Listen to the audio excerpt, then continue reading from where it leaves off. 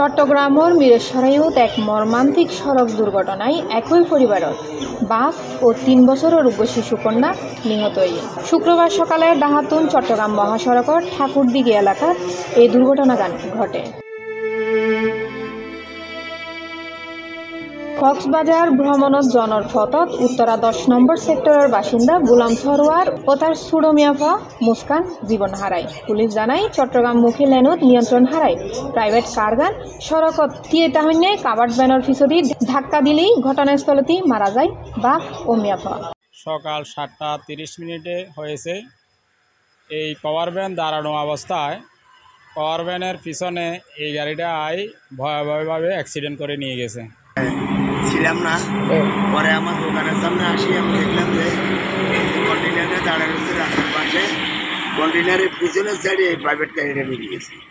এরপরে ঘটনাস্থলে 3 জন মারা গেছে আর গুলারে মাস্টারনগর হাসপাতালে নিয়ে। অনুমানিক 6:40 এই 7:40 মাইক্রোবাসটা গিয়ে এখানে একটা বাস আছে, গাড়িটা চাবি দিছে।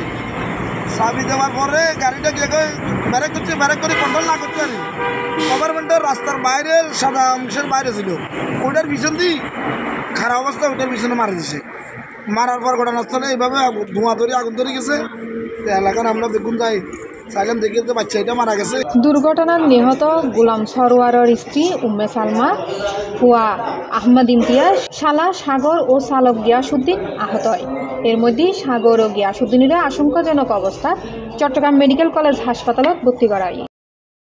ভোরবেলা রাতের বেলা আসতেছিল চট্টগ্রামে যাওয়ার উদ্দেশ্যে।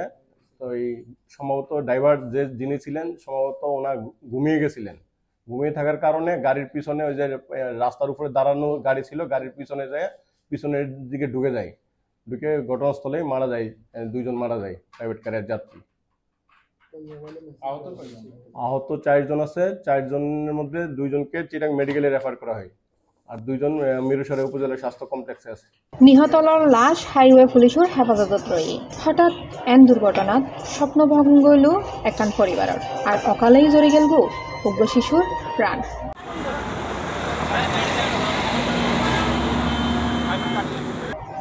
C+ TV, Chittagong.